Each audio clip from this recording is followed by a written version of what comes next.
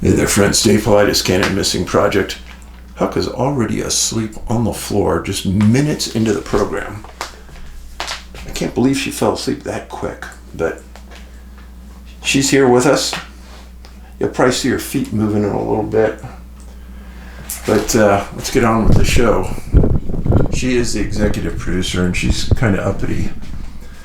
Just to tell you, she'd be upset if I didn't show you that. Huck TV, that is the channel. It's her production. It's her show. If she had her way, I probably wouldn't even be in it.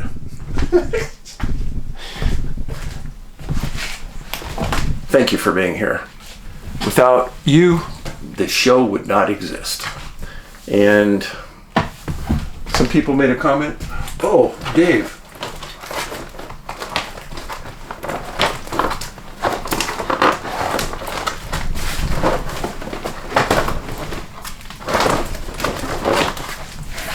I tried. I can't put them straight. Now, June 17th, an article came out in a publication called Medical Express. I don't care if you get mad about this, because it's too important to me. The odds are that you know somebody that's having a mental health crisis right now. True. I'm not going to read you the whole article, but I'm going to read you part of this because it's important. Suicide remains one of the most pressing public health crises affecting young adults today, with devastating consequences. According to the U.S. Center of Disease Control and Prevention, suicide is currently the third leading cause of death among individuals 18 to 25, with a 51% increase in suicide deaths between 2000 and 2021. Ben was part of that statistic. He was outside that age group. He was 27. He was in that age span.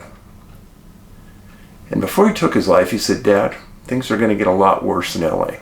And he was 100% right.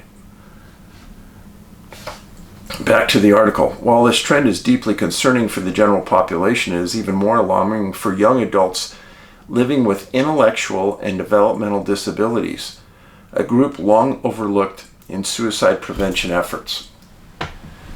There's also a statistic out that adults over 75, the suicide rate is astronomical as well. Research by Florida Atlantic University and collaborators published in the journal Current Psychology shed light on the growing concern of suicides among young adults with IDD and with significant gaps in existing public health responses. Researchers conducted an extensive review of literature to explore the elevated risk factors, theoretical frameworks, and practical prevention strategies urgently needed to address suicide in this vulnerable population. Quote, "Far too long there has been a misconception that individuals with IDD are somehow protected from suicides due to perceived cognitive limitations," said Dr. Alexander Fields, senior author and assistant professor of counselor education within Florida University. However, emerging data clearly shows that young adults with IDD may actually face heightened suicide risks to social isolation, abuse trauma, and limited access to appropriate care and education. I've stated before, and I'm going to keep banging this drum loud and hard for a long time. We are in a precarious position as a society. Too many young people believe that staying at home in their room, living off their parents, is their way through life. That is not their way through life. They will get no satisfaction watching TV, watching YouTube, playing games, computer games. That is not the route. And in fact, it'll lead to more suicides and more depression. I can't believe the number of people I've talked to about this in the last 3 weeks. And everyone agrees that there's been this shift, and nobody knows why, where our society is needing young people to work And we don't have those people coming out to work in the masses that we did 30 and 40 years ago. And it's perplexing and it's disturbing. And nobody's sure if it's the parents not pushing the kids out the door, forcing them to get a job. Hey, you got to go out and find your own way in society. I'm not going to be your fallback position for the rest of your life. Nobody knows. The reality is that we as parents have to give our kids tools to get out there and be successful. Those tools are not always in college. Those tools may be mechanical, manual, etc. I can remember when I was young, my dad would always take me into the garage, into the shop when he did work, and he'd have me help him fix things so that I learned how to do it later in life. I think parents need to do that. Now, I've said this to you before. If you think that your son or daughter is depressed, needs help, the best discussion you can have is pull them into a room, get knee to knee with them sitting down, hold their hands and look right in their eye. And you say, I need to know, are you thinking about taking your life? And stare into their eyes, and tell them it will be the biggest loss in your life. You will never be the same. You love them immensely. You will do anything for them, but they can't do it. They can't do it. If you're a young person and you're watching this right now, I want you to realize something. I know that the pain you have is great sometimes. We've all had it in life. Yeah, I've had great pain in my life. But I also know if I took my life, it would transfer my pain onto my loved ones. That's what suicide does. It's a transfer of pain. And the pain only gets worse. Your parents, your family love you to elevations you'd never understand. The love of a parent is hard to understand until you are a parent. So please, look up a group called NAMI, N-A-M-I. Get into a class. I went for 12 weeks.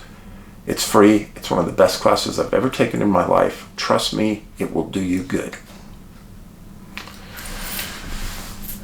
That's my thing today about mental health. If I lost a few folks along the way, I'm sorry. We have numbers that are too great right now, and they keep getting larger and larger. Somebody has to step up and do something. And right now, we don't have enough resources in our world here in the United States for people with mental health. Fact. All right, 2 cases today. They're different, folks, I'm telling you, quite different. First one is out of Brazil.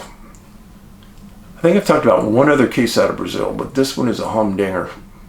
Horrible case. Man's name is Adalberto Dos Santos Jr., 35 years old. He went missing May 30th of this year. He was a very successful businessman in Sao Paulo. He was married for 8 years, and his wife was a pharmacist. They were a high upper-end family, no kids. Well, Adalberto loved riding motorcycles, loved racing motorcycles, also had a car.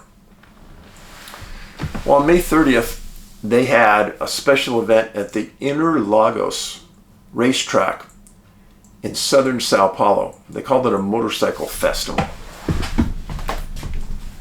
The racetrack is in a very interesting position in my world. So this is southern Sao Paulo. Look at it. These are 2 of the largest bodies of water anywhere in southern Sao Paulo. It's right in the middle. I couldn't make this up. This is where this happened.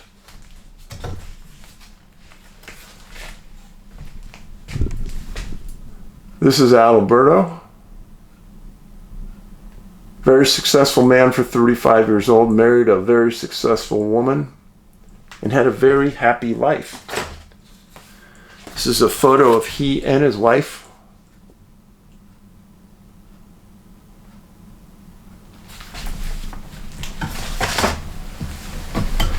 So he drove his car that day to the festival to meet some friends. He had a motorcycle there at the festival that he was going to ride.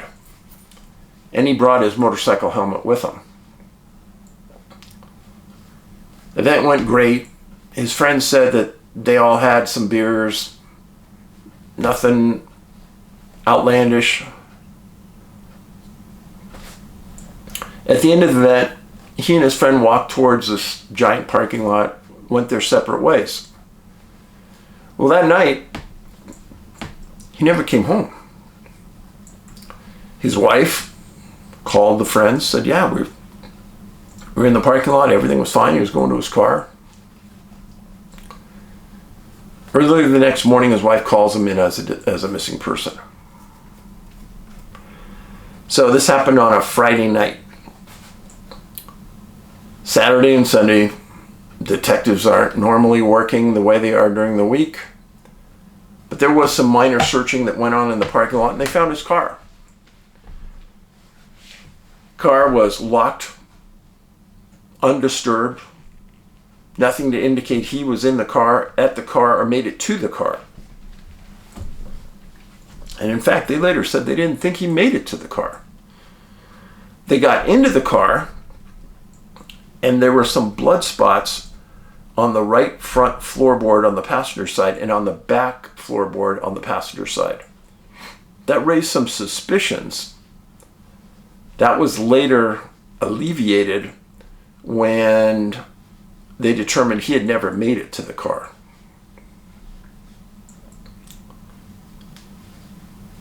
Adjacent to the parking lot for the racetrack, there was construction going on for a new building. And when you build a big building, you drill holes into the ground for the foundation. Some of those holes go deep. Well, the search went on. They couldn't find him. Regional police go out looking for him, and nothing was coming out. Well, June 3rd, after a long weekend, construction workers were coming back to work, and they found a very strange sight. In one of the foundation holes, the holes had been dug, but steel hadn't been placed in the holes and there was no cement. It was just a deep dirt hole. They found a man's body sticking out, feet out, head down in the hole. What they saw was a man's lower extremities with no clothes, no underwear, no socks, no shoes. Near the body, police searched and they found Adalberto's phone and wallet. Wallet had money in it. Phone hadn't been damaged. They pulled the body out. They confirmed it was him. He was wearing an expensive jacket. In the jacket were the keys to his car. They stated that his face had dirt on it and around his mouth area. They stated that there were no obvious injuries to the body, no obvious signs of death. Obvious signs of death: brain matter, severe injuries, gunshots, stabs, nothing. They explained that the hole was 10 foot deep and about 1.5 feet wide. The police officers on the scene recognized that this was something unusual, and they turned it over immediately to their homicide and major crimes unit. Smart move. Sao Paulo is a big, big city. That major crimes unit, I'm going to guess they are very professional and they do a very good job because they have a lot of practice.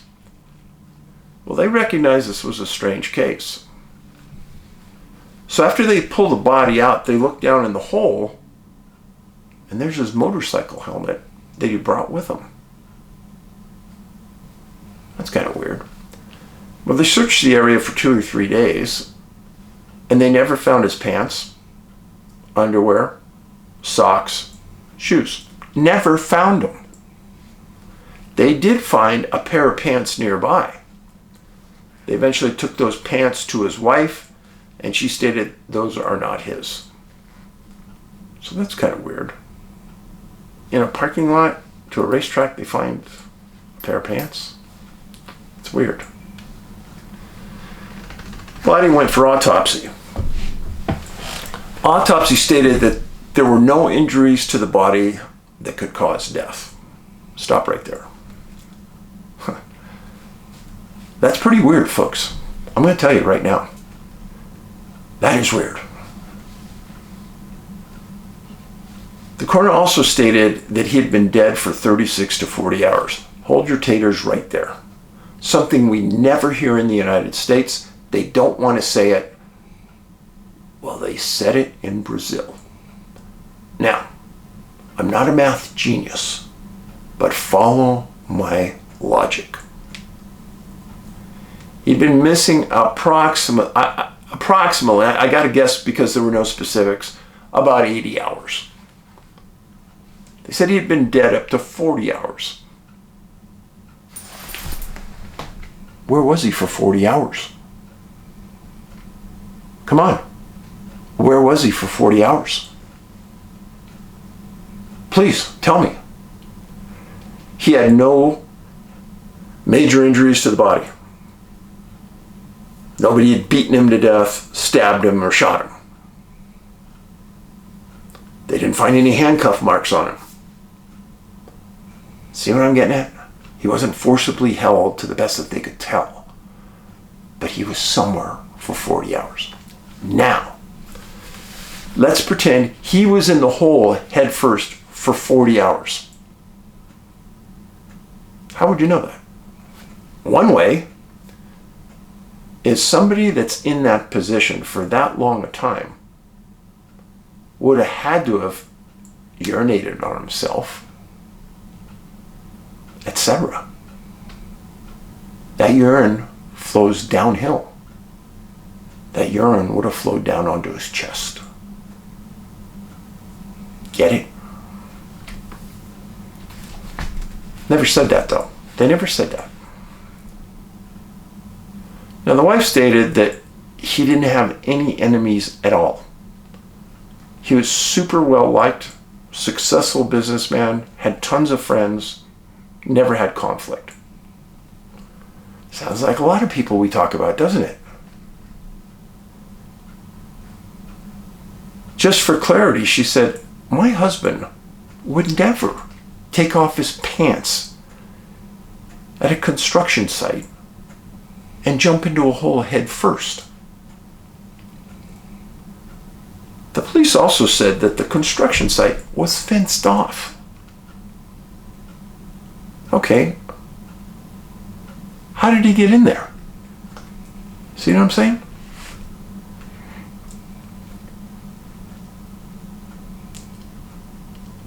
So his shoes were never found, pants never found. Friends did confirm that he had been drinking beer with him. The coroner answered some questions from the press and said it is possible that the way Adalberto was dropped, put, placed, entered the hole, that there could have been pressure on his chest that asphyxiated him. Whoa, why is that important? Let's say that happened. Then that would have happened almost immediately after he went into that hole. Which means he couldn't have been in that hole for more than 40 hours. If that's the thinking about how he died. So again, where was he for 40 hours?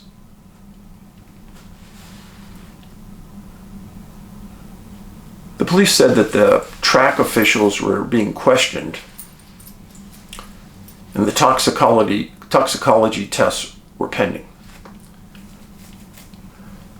Here's one of the weirdest things about this case.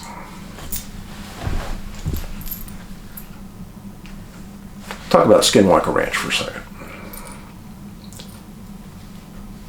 Back when Mr. Bigelow bought Skinwalker Ranch, he put cameras all over the property so that they could capture things that were happening on the property. And they never captured anything, even though things were still happening. How could that be? Now, let's go to Brazil here on this incident. There were cameras all over those parking areas that covered everything except this area. The police said this area did not have any camera coverage. How would you know that? How would anybody know that? Which is my point. Now, the case is still pretty early in its investigative stages. They may find a suspect. They may find out it's murder. If the toxicology comes back that he had marijuana in his system or even some other drug like cocaine, so what? I wouldn't care. I don't care how under the influence you are not going to do that to yourself with cocaine, marijuana, etc. Not going to happen. It's a huge question what happened to this man. And I'm pretty self-assured. It's a pretty solid 411 case. Next case happened in Washington. Man's name was Stephen Barton. He went by Shane, 54 years old, went missing March 9th, 2023. That's Shane. He was 5'8", about 180 pounds. He owned a company called Barton Race Cars, had locations in Tumwater and Olympia, which were the basic closest big cities to where he lived. And he lived in a city called Rochester, Washington, in Thurston County. He lived in his house with his wife, Rachel, and 2 kids. They were older. And they had a rural home in Thurston. Lots of big trees around them. Lots of woods. Rural. Now, March 8th, that night, everyone had dinner just like normal. No big deal. After dinner, Shane had to go out and fill the propane up at the camper. And he walked outside. Nobody thought anything about it. Normal things that you do. Well, the property had 11 acres. Good sized property. So they had several outbuildings. One of them was there was a shop on the property that Shane did a lot of his work for the race cars. He had signs on the walls, tools everywhere. A typical shop that a guy would have. They also had an area where they kept their animals. They had over 10 goats, and they had a bull. I think that's an interesting combination. And then parked near there, they had, right near where the animals were, they had a camper parked. And then the third piece of the property was they had a mobile home that had an added building to the mobile home. Made a little drawing for you here.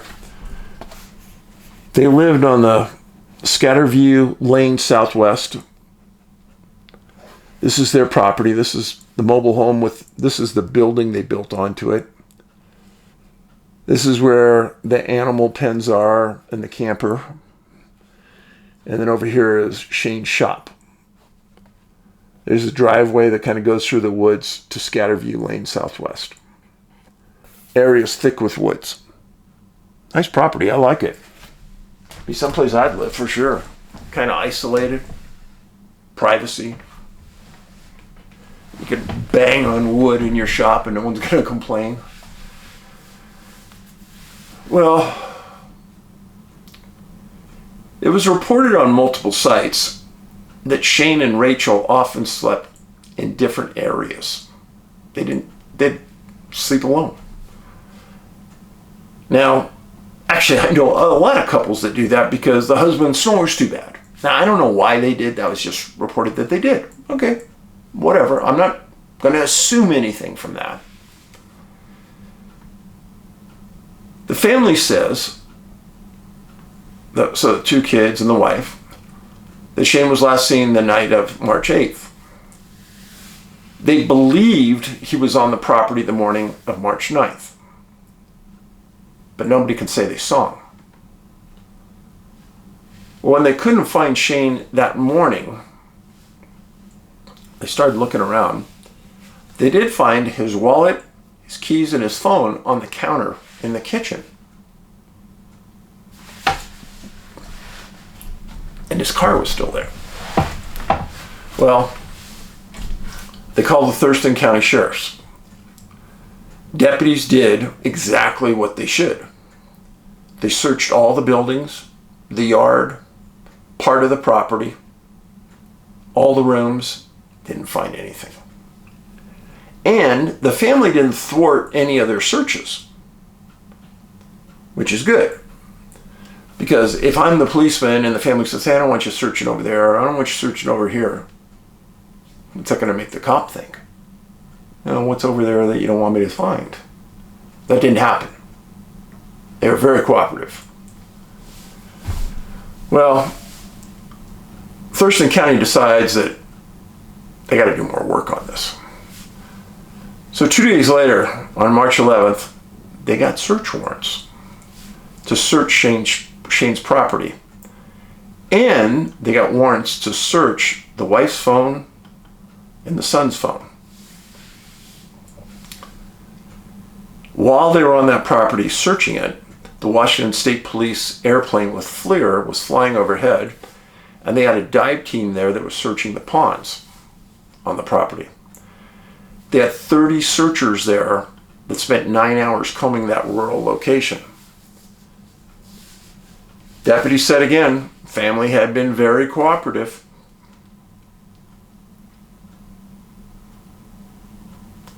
Understand something. It's not easy to get a search warrant.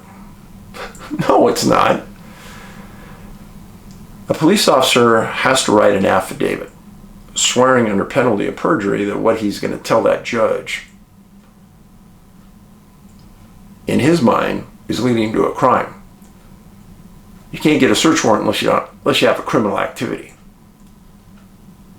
Well, they haven't released that search warrant, so nobody really knows what crime they had in their mind.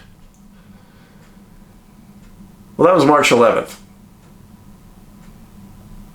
They didn't say they found anything. But on April 2nd, they came back again with another warrant for the property. This time they brought in multiple cadaver dogs that could smell a dead body. And they used airplanes, ground pounders, and they searched not only Shane's property, they also searched the property, which was 1,000 acres that was around his property. Now again, they didn't say if they found anything criminal. They didn't find a body. But one thing I've got to say, they didn't sweep this under the carpet. To get one search warrant is a big deal. To get two, somebody's got something somewhere, is thinking something. And I have no idea what they're thinking, but April 10th, they did exactly what I would have done, but I would have done it a month earlier. And that is, the detectives asked Rachel, the wife, to come in and take a polygraph test. She said she would.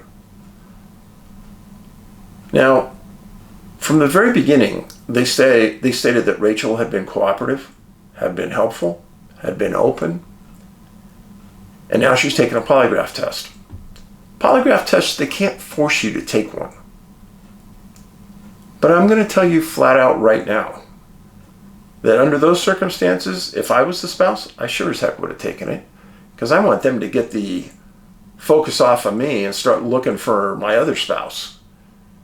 She took it, and the police stated that she was not being evasive with her answers.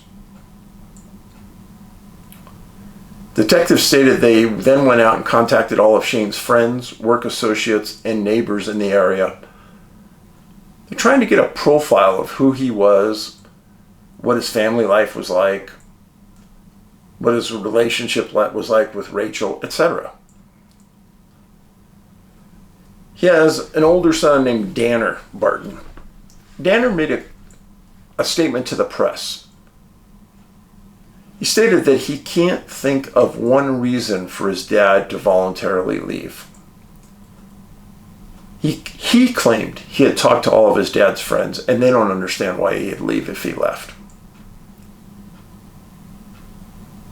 Now, under the circumstances of leaving your phone, your wallet, your keys, under those circumstances, if you leave, it's a well-planned event.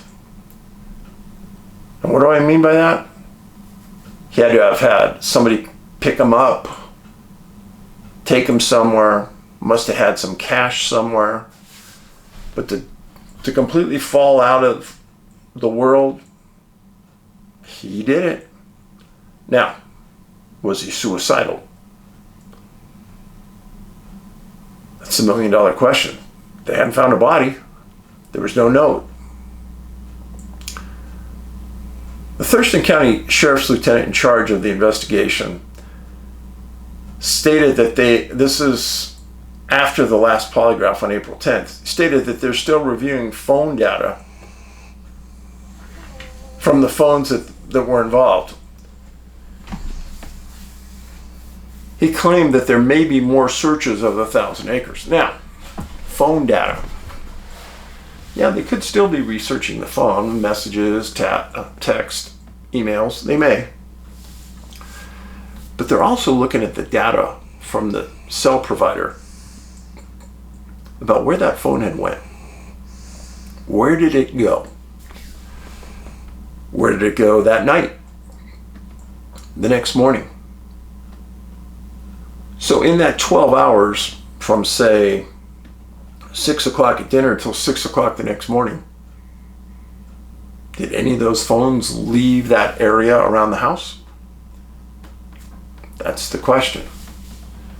And that may be the data that they're waiting for from the phone company. Now, if Rachel hasn't been evasive, I doubt they're going to find anything. She's telling the truth. Now, I reviewed many sites for this presentation, all over. There were all kinds of sites, because this case is 2 years old, more. And the sites went from a voluntary disappearance to murder to all these things. I will implore upon you, do not believe any of them. Please. There was finger pointing going on at some of these sites that was ridiculous. May all be true, but they don't have any proof. And what I want you to do is I want you to think of this family as completely innocent of anything. Because there's no evidence they did anything. And if they are completely innocent of anything having to do with Shane's disappearance, and people are loading on all kinds of accusations against them, that just adds to the misery of the loss of their father and husband. A horrible thing to do. Now, I can confirm that Shane had a lien from the federal government, a couple $1,000. Wasn't a big deal. The lieutenant kept saying that there were more searches, indicates to me that they think one or two things. They're either still thinking crime or they're thinking suicide. And they're not letting anyone see their hand right now. As I stated, to get a search warrant, you need to show a crime. It can't be a hunch. It's got to be solid. And they've already gotten 2 search warrants, and if they found something, they're not saying it.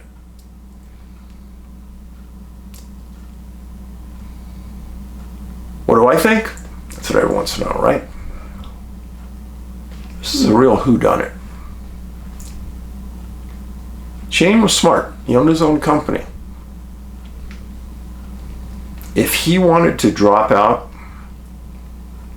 I'm sure he could have done it. If he wanted to take his life, maybe his relationships got bad or something, I have no idea. Then it's possible he did that too.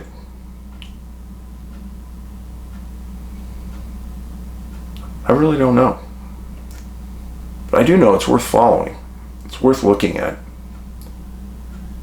And I applaud Thurston County for taking the case seriously and putting a lot of manpower on it and looking seriously for Shane. You did the right thing. Friends, I greatly appreciate you being here. Kindness. All too important right now in our world.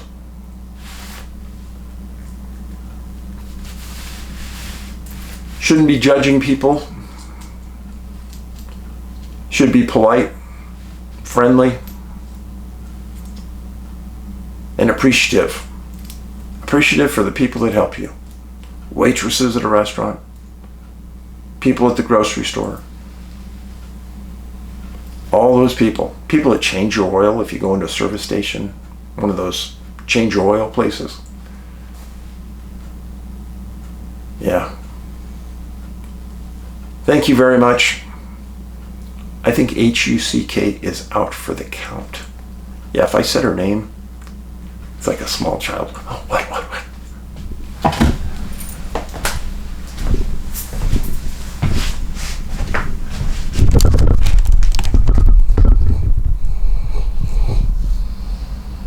Well, she's still sawing logs. She just gave me a stretch a second ago, but I think she's still out. Be safe, be kind, Paulides out.